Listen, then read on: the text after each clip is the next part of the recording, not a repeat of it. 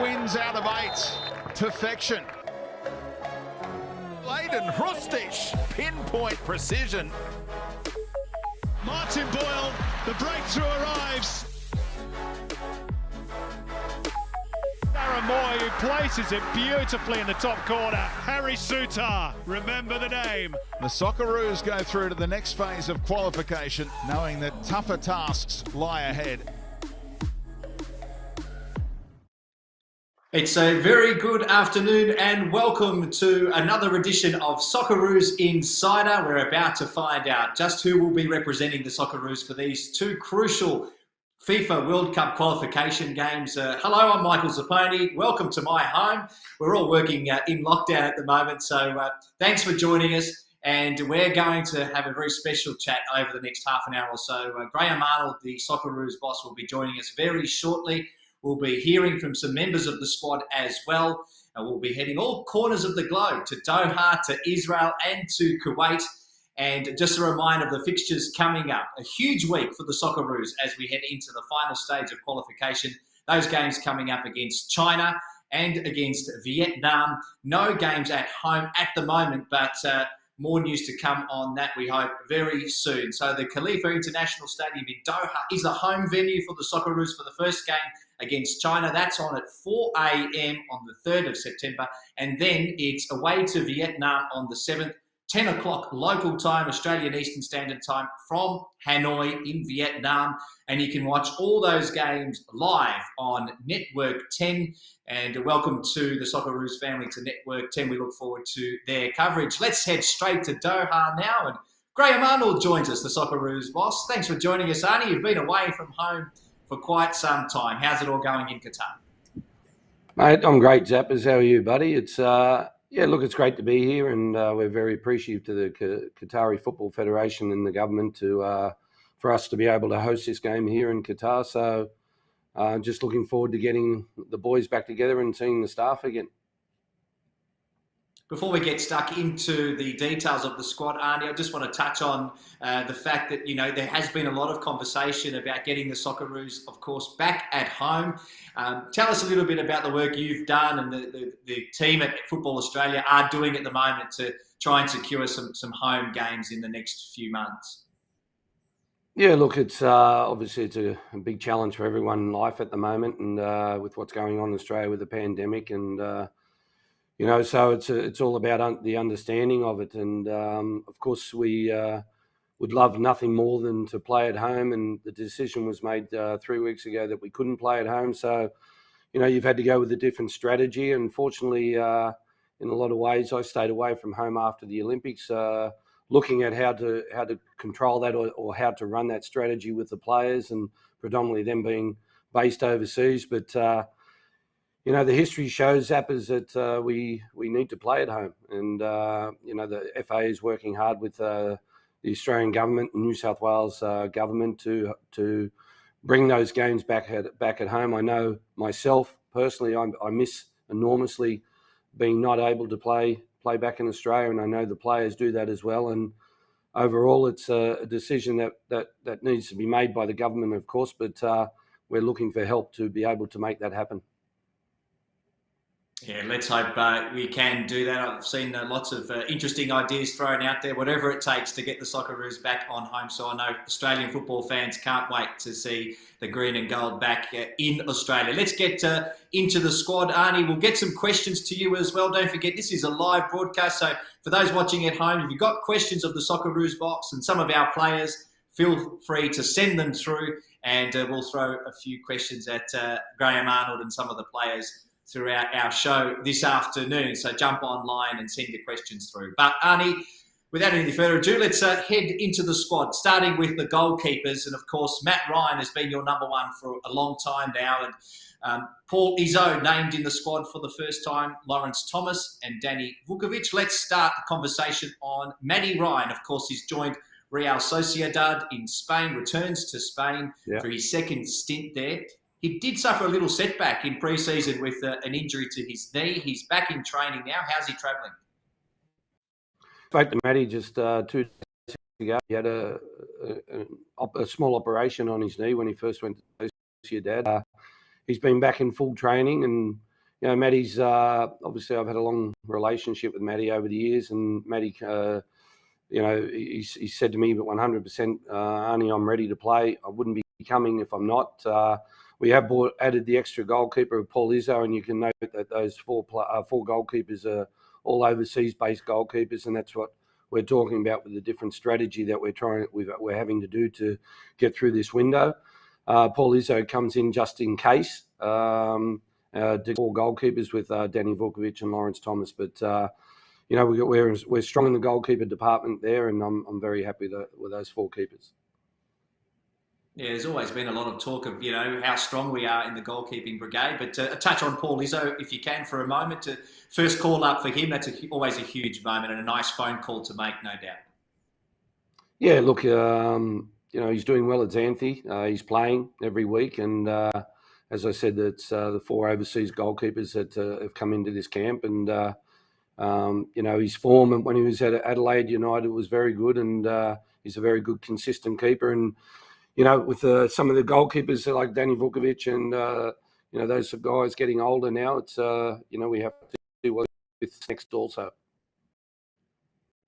All right, let's head into the defenders now and have a look at the defensive line that will be representing the Socceroos for the next 2 games. Aziz Bajic, Miloš Degenek, Callum Elder, Ryan Grant, Ryan Mcgowan, who will be joining us very soon on the Socceroos Insider. Trent Sainsbury, Brad Smith, Harry Sutar, Ryan Strain, and Bailey Wright. Fantastic to see some new names in there, Arnie, as well. Let's start with Callum Elder, the Sydney boy, 26 years of age. I know that you were planning to name him for the previous camp, but he picked up an injury. He's at Hull City. He's been playing the last 3 games at Hull, played 90 minutes for each of those 3 games. Tell us a little bit more about him for those who haven't seen much of him.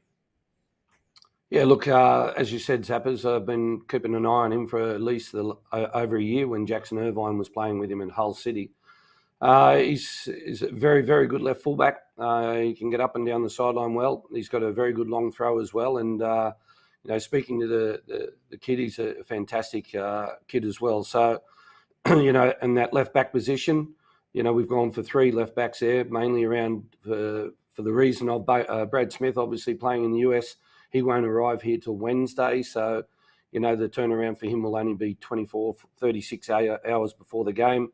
As his Bajic has struggled for a bit of game time this year. And, you know, he comes in, again, after speaking to him, he's fully fit. He's been training hard with the team. And potentially he's looking to move on in the near future. And Callum, obviously, is a player that brings in a lot of energy, a lot of freshness. And, you know, you can never have too many left fullbacks. And it's be great to see Callum in camp. And what about on the other side, a right fullback? We've got Ryan Strain, another new name for the Socceroos. Fans of the A-League very familiar with his work at Adelaide United. Of course, he's just joined a club in Israel that we know well also. And Ryan Strain will also be joining us in a moment. But to tell us about why you selected him for his first Socceroos call-up. Yeah, look, and Ryan was, you know, I had a personal conversation with Ryan before the Olympics, and he was on the border of going away with the Olympic team as well and being selected for the Olympic team. But he had this overseas transfer to Maccabi to make, and it was the next step of a journey in his life. You know, I've had Ryan in camp with me a couple of times with the Olympic team. You know, November 2020, and you know, I've always been impressed with Ryan Strain and his work rate and the quality that he does bring. Franz Karacic, so everyone knows he's out with a calf muscle injury. He was in the squad to come. He's just pulled out in the last few days because of that. So Franz obviously is not in that squad for that reason. And you know, fortunately, we've been able to again with good communication to Ryan Grant. Ryan's put his hand up to definitely come across. Obviously, he hasn't had much game time since the A-League is in their pre-season. But I know with a player like Ryan Grant that, you know, he's always fit. He's always ready. It's always about he'll get through these games with freshness and adrenaline.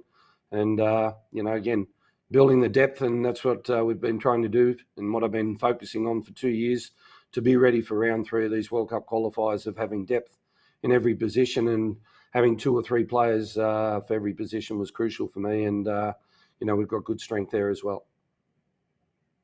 Yeah, it'd be great to see Ryan Strain and hear from him in a moment. But let's move into the midfield now. And some big names return to the Socceroos squad in the midfield.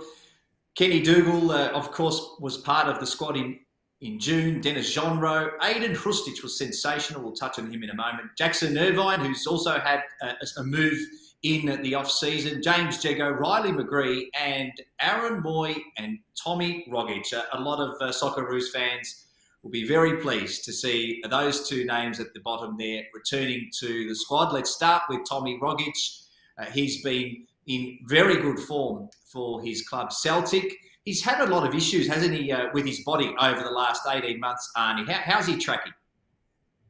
Yeah, look, he's obviously in great form, and I just know Tommy very, very well, and I know that when Tommy is very, very happy off the field, then he brings that energy and form on the field. And it's like anything in life, Zappers. It's you have two parts of life. One is professional, one's personal, and you need to get those two working together and connecting together, and then that's when you get the best out of people and the players perform. So Tommy's in a great mental shape at the moment. He's physically, his body's well, and I can't wait to see him. It's been a long time since I've been able to see Tommy and a lot of these boys, but we talk about the stress of the pandemic and everything. My stress is to try and put 3 of those players on the field out of those 8. So it's a good headache to have. I was going to ask you about that. So obviously Tommy Rogic he's always got a smile on his face, hasn't he, too? And he'll have a bigger smile if his team can knock off Rangers in the derby. He plays on Sunday night our time, and we're all looking forward to seeing him in action there. But Aaron Moy is the other one that returns, and we should touch on him. One of the most experienced players, one of Australia's best in recent years. Obviously, he missed the previous camp. He had a tragic death in the family, so great to see that he's ready to come back. Yeah, look, and again, it's about communication and caring for people, and especially through this pandemic, it's been something that I have really focused on personally. Zappers is the personal conversations and the understanding of the players with their personal lives as well, and Aaron's gone through a very, very tough time, and he's back in Scotland now with his family, and he can't wait to get here. I'm getting goosebumps just now thinking about seeing him again, because he's such a great kid and great person, and people go through tragedies and bad experiences in life, and Aaron has been through that, but he will come into camp, and obviously he hasn't had much football time in China, but I do again know that with his freshness, with his adrenaline rush, that will kick in 100%. As soon as he puts that green and gold shirt back on, it will then pump him up, and off he'll go, and he'll do a great job for us. And as I said before, it's selecting 3 out of that 8 to put into a midfield, or a 4 out of 8 is going to be a challenge. But it just shows you that we've got some strength and depth there. I think the point was made in the press conference just a little while ago that Aiden Hrustic has been sensational, both at club and international level. He was terrific in that June window. Can play in a deeper position to perhaps what we've seen him with the Socceroos. Is that something you're considering, perhaps, to help solve that problem that you've just mentioned? Exactly, Zappers. And, the amount of time, the boys will arrive on Monday. When they do arrive here, they'll get tested and have to wait for their results. So we probably won't be able to get them on the training pitch till Tuesday.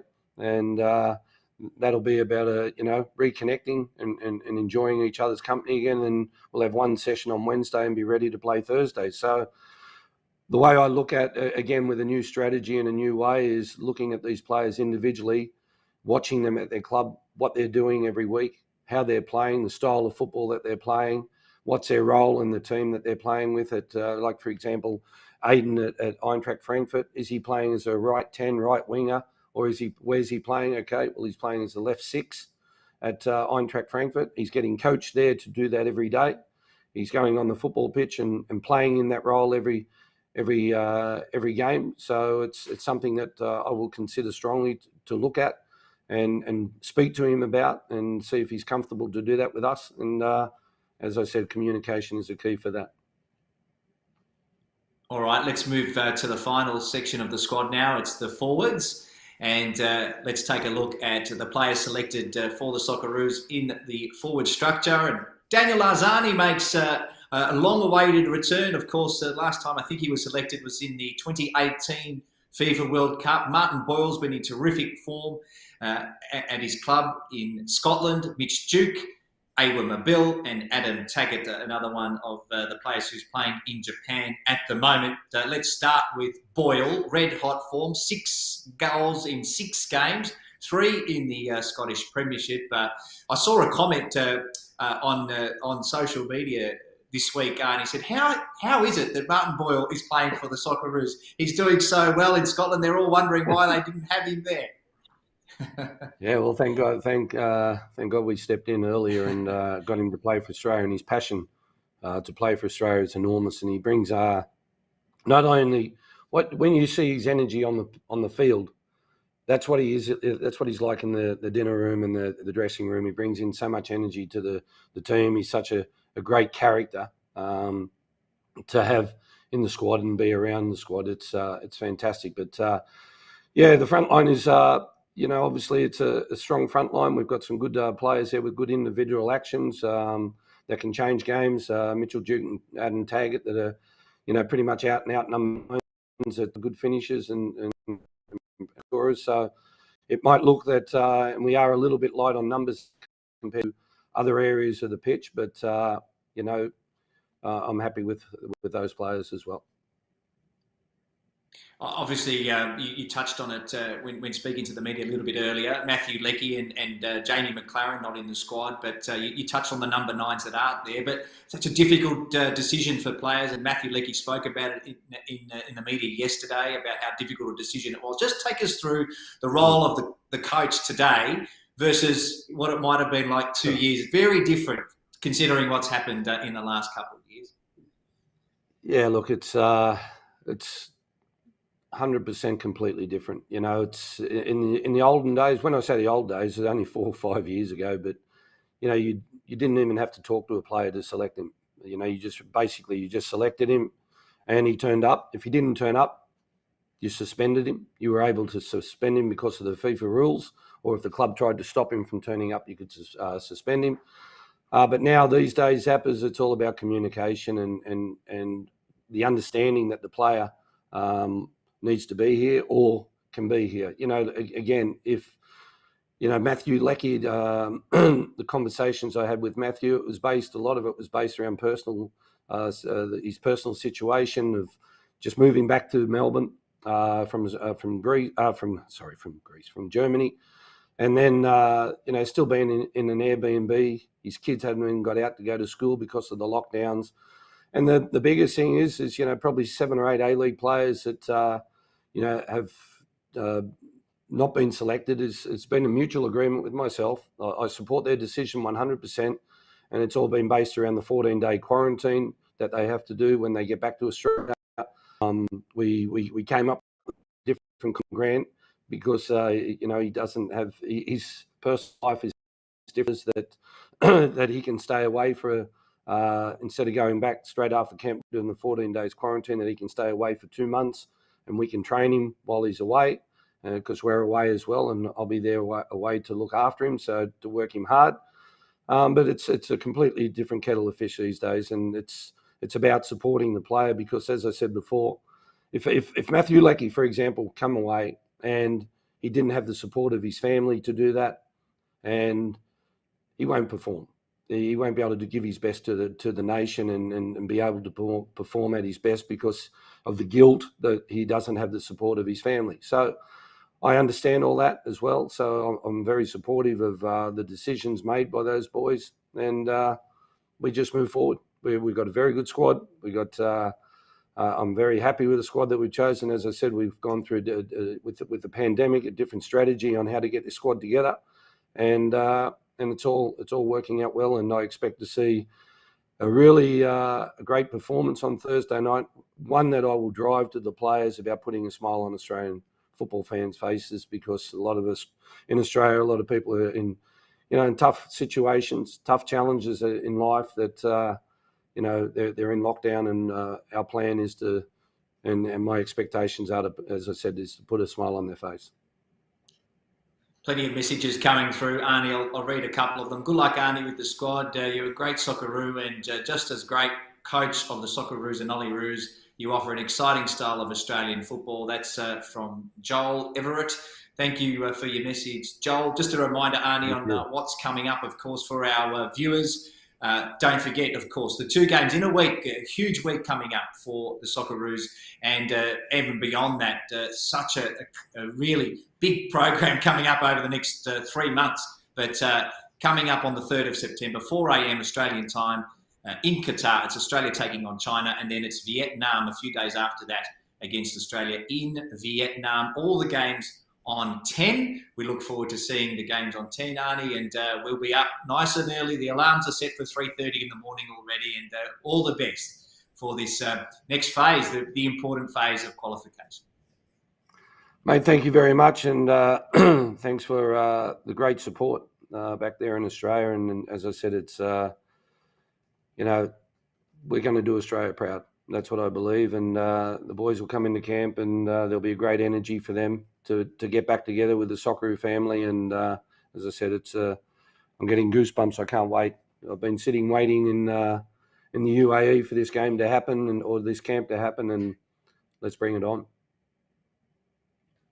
Terrific. All the best. We'll be watching, and thanks for joining us today. Thank you. All right, let's talk a little bit more about Aiden Hrustic. We watched him in June and thought just how much he's developed as a player. Let's have a look at a little feature we put together about the man who certainly can bend it like Beckham. Assist, whatever it is, I'll do what I can. It all started off a set piece thing with David Beckham. I used to look up to him quite a lot. And he goes for goal. Aiden Hrustic sneaks it in for his first international goal. I used to copy him with a number 7 shirt with the hairstyles.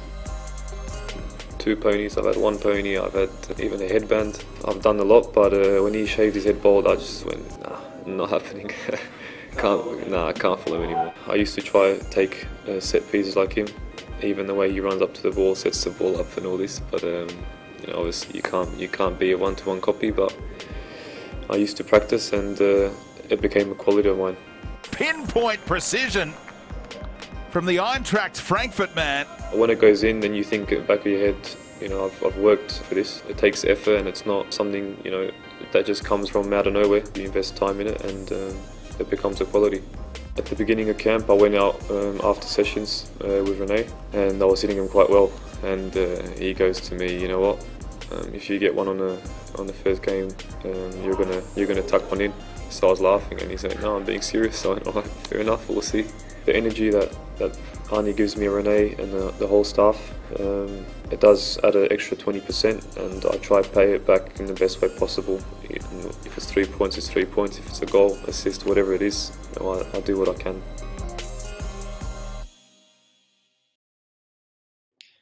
Yeah, he was fantastic, wasn't he? Aiden Hrustic. I wonder who is going to win the battle for a set piece. Aaron Moy is back in the squad as well. I reckon the senior statesman of the squad who can take a set piece, Aaron Moy, might just win out on that one. All right, we're going to try and connect now with one of the Socceroos just named in the squad, in Ryan Mcgowan, who's just signed for a club in Kuwait. We'll see if we can get a line to Kuwait to say hello to Ryan Mcgowan. Gowser, thanks for joining us. Here he is, just stepping into camera right in time. Thanks for joining us, Ryan. Congratulations on yet another Socceroos squad selection. Tell us what's life like in Kuwait.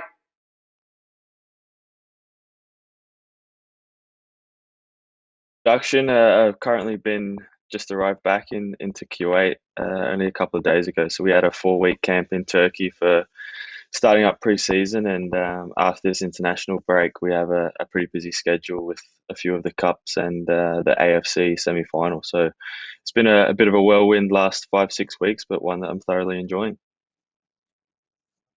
Obviously, you spent a couple of seasons back in Australia at Sydney FC, and then the offer came to go to Kuwait. And obviously, you harbour ambitions to continue playing with the Socceroos. It was great to see you back in the squad in June. Tell us a little bit about that and what that was like for you after an absence from the national team.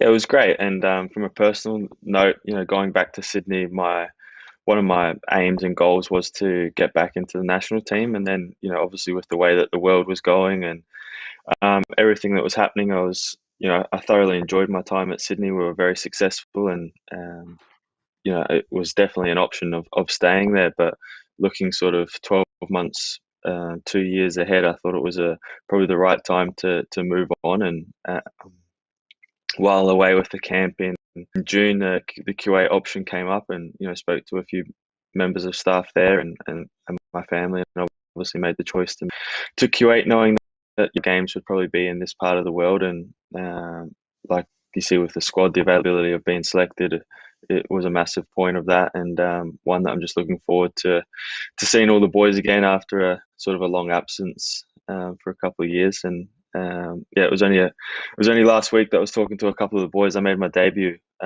2012, so I've sort of been hanging in there for quite a while, and just delighted to be involved, as you always are when your national team calls you. Always, indeed, and almost 10 years now for you as part of the Socceroos setup. When you think about it that way, tell us a little bit about Kuwait. What's it like over there, and what do you expect from the league? I've probably only been in Kuwait for about 10 days. So we had probably about a week before we then went to Turkey, and we were in Turkey for just under 4 weeks, which was quite difficult, as most pre-sips are. So it was runs through the forest and then double sessions most days, and we're able to play 5 or 6 games, which was good. Sort of me being a new boy, and we have 5 new players that have come in. It was good to have that environment of being in the camp and understanding everyone, not only on the field but off the field. So that was good, and then we've only been back in Kuwait for a couple of days, so before joining up with the national team. So it's been fantastic. Everyone at the club is very welcoming. Players have been good, and one that I'm just looking forward to flinging myself into once I get back from national team. Now, we keep an eye on you on social media, and yesterday you shared something that we were all very jealous of, especially those of us in Melbourne and Sydney who are locked down at the moment, stuck in our homes. But tell us about this. What's this about? Yeah, so we're lucky enough. Our president invited us up. It's the weekend in Kuwait, so our president invited us to his weekend house, the size of most local hotels in Adelaide. So we arrived there and got to pick one of his 12 boats that he has, and we're able to sail off into one of his islands that he has and spend a couple of hours out there. So it was a great thing for the president to do for us, and some of the other members of staff and players that were able to go out there. And like I was touching on, a family sort of unit, and everyone's main focus is making sure that us as players are happy, from the president to his sons, to board members to coaching staff. So that was just their sort of thank you, I guess, for going away to Turkey and welcoming us to Kuwait, which was it was pretty cool day. I hope Arnie doesn't see that I was just floating about in a boat and training pretty hard. But it wasn't lost on your wife, Steph. She commented saying, wait till we get there, and your kids are there at 6 o'clock wake up call. Yeah, I know. So it was, that she was probably the harshest critic. I put that up on Instagram as she's looking after a 15-month-old girl who's acting like a 15-year-old at the minute. So she's a little bit ridey. But yeah, they arrived not long after I get back from Kuwait. So looking forward to seeing them and spending some time with them. And but yeah, she's very supportive. I'll sometimes come across like that on social media. Just before we let you go, obviously back on the football side of things do step up a notch, don't they, with these qualifiers now, the final stage. We've seen how hard it is to qualify for the World Cup. In the last few campaigns, it's really gone down to the wire. Is there a sense amongst the camp that this is where the really serious stuff begins? Yeah, and sort of like I touched on before, I'm definitely getting older or more experienced, whichever one you want, in terms of being around the blocks. I was probably part of at this stage for the 2014 World Cup, and then same with the 2018 World Cup, in terms of you just know that one bad result can obviously kick you out, really, or put you on the back foot. Um, so, as difficult as it is that we're not playing a lot of the home games, which historically have been, not guaranteed 3 points, but we've been very successful at home. We need to make sure that we start off these two games, which are technically both away games, with 2 wins. And I think formed in the last group stages, there'll be a lot of teams. 8 wins from 8 is unheard of in international level, and we want to make that 10 from 10. And I think if we can pick up 6 points, which I'm very confident that we will do, it will set us up great for the rest of the campaign. We thank you for joining us from Kuwait. No more boat trips for now. See you out on the pitch. No worries. Thank you very much for having me. Thanks, Ryan. Ryan Mcgowan joining us there. Just signed in Kuwait with Kuwait SC, and fantastic he was in that game in June. It was interesting because he just come from Australia straight into the squad. He had less than 24 hours to prepare, and was a late starter in that first game in that June squad, and played the full 90. And I think he was saying that he couldn't breathe after half an hour. It was so hot, and he didn't have time to condition. Of course, the Socceroos are in action against China. That's the next game in this World Cup qualification phase. Let's turn the clock back a little bit now and have a look at the last time the Socceroos played against China. It was back in 2015 in the Asian Cup quarterfinal. Nearly 50,000 here, plus many more watching at home. Failure is simply not an option against a China team that has been one of the big success stories of the tournament. Back in by Franic, and Kale going for the spectacular. What about that? And in the really big games, you need your really big players. 35 years of work and experience, and he harnessed it all inside the 6-yard box of China. And he goes the bicicleta for 1-0 Australia. He's had one effort on goal. Oh, and it's a good save by Matt Ryan. And the follow-up by Wu Lei goes into the grateful arms of the Australian goalkeeper. And it comes Cahill! Timmy Cahill again! Well, surely now the Great Wall of China has been broken. Australia heading for the semi-finals of the Asian Cup.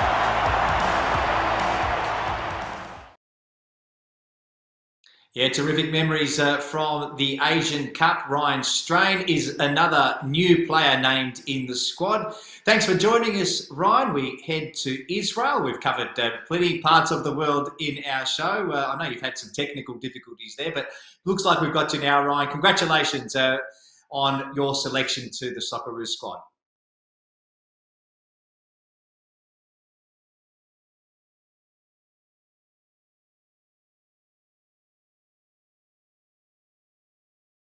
I'm just having some trouble with the audio for Ryan there, so we'll just momentarily just try and work on something there for Ryan, and hopefully we can get some audio from him in a moment. Of course, Ryan's joined us from Israel, where he's just signed with Maccabi Haifa. Sorry.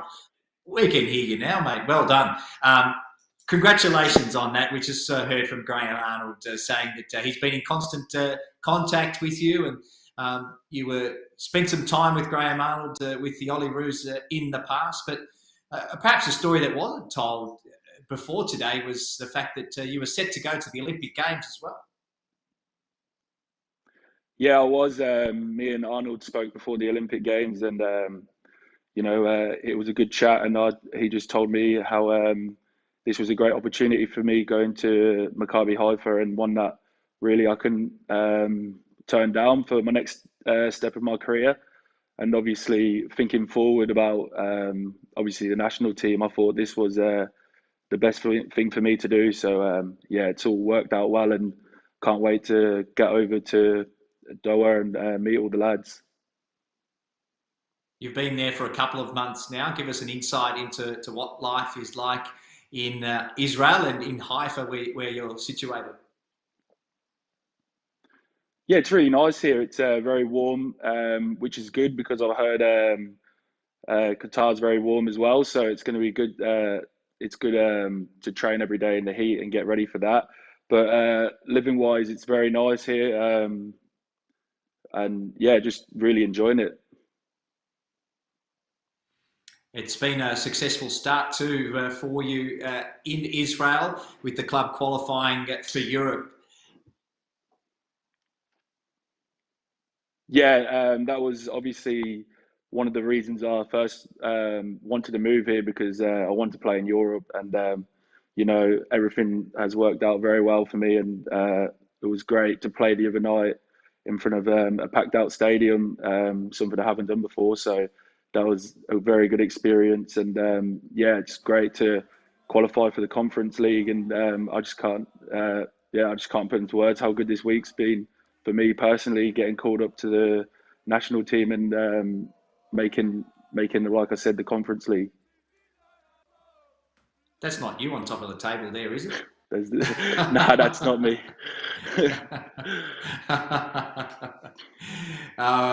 Tell us about the night. You touched on it, a packed out stadium, a cutthroat game, celebrations afterwards, a huge effort to make it through.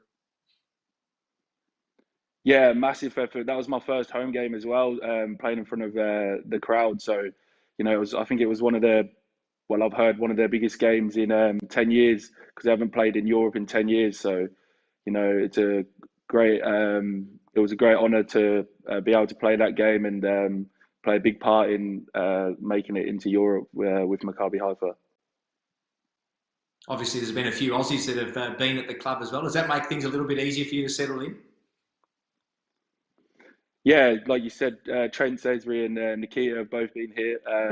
Nikita is actually pretty much a king in Israel. They absolutely love him here. He was a top goal scorer for this club for about 4 years, so that made it much easier for me. So, they love the Australian footballers, so yeah, it was great coming here after them and them doing so well here.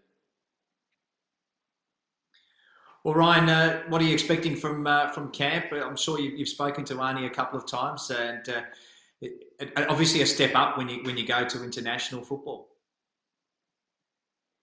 Yeah, it's a massive step up for me. Like I said, it's just a real proud moment. I can't wait to, you know, put the green and gold on and meet all the lads. You know, I've never been into camp before, well, the first team camp, so it's going to be just I honestly can't wait. It's going to be a massive privilege. Good to see old faces as well, such as Paul Izzo and Riley McGree. I used to play with Adelaide for them, so that's a proud moment as well, going into camp with them. And just to meet all the new lads and hopefully, you know, like Mcgowan said, carry on this winning streak that they're on and, yeah, qualify for the World Cup. Well done. Lots of messages coming through for you as well, Ryan. Congratulations, Ryan Strain. All your hard work has paid off. Nice haircut from Stuart Bloxham. Do you know Stuart? Is he giving you a bit of stick about your hair? I do know Stuart, actually. He's a family friend, so cheers, Stuart. Well done. Great to see your smiling face, mate. You've settled well into life in Israel. Look forward to seeing you wearing that green and gold jersey. Touch so much, mate. Appreciate it a lot. Well done. I really love watching Ryan Strain running up and down the touchline for Adelaide United. I'm sure it'll be the same for the Socceroos. That brings an end to our Socceroos Insider. We thank you so much for tuning in for the squad announcement. Some great names back for the Socceroos, some new names to look forward to as well. Here's a reminder of our fixtures coming up for the Socceroos over this next huge week of football. We're stuck in lockdown in Melbourne and Sydney, and we can't wait. Give us more football.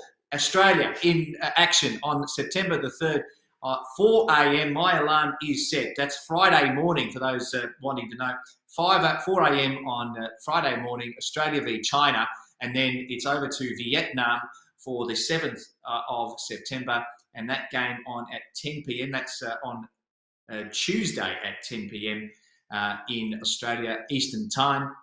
Don't forget, all the games are on Network 10, and there is a special preview of this coming fixture on 10 Bold, 4 p.m. tomorrow. on Australian Eastern Time. So we look forward to hearing from the crew at Channel 10 as they preview this one. Once again, thanks for your comments. Thanks for tuning in this afternoon. From me, Michael Zappone, and all the team at Football Australia. Thanks to everyone behind the scenes who've helped put this together today from home, believe it or not. Thank you, and see you next time. 8 wins out of 8. Perfection. Aiden Hrustic, pinpoint precision. Martin Boyle, the breakthrough arrives. Moy, who places it beautifully in the top corner. Harry Sutar, remember the name. The Socceroos go through to the next phase of qualification, knowing that tougher tasks lie ahead.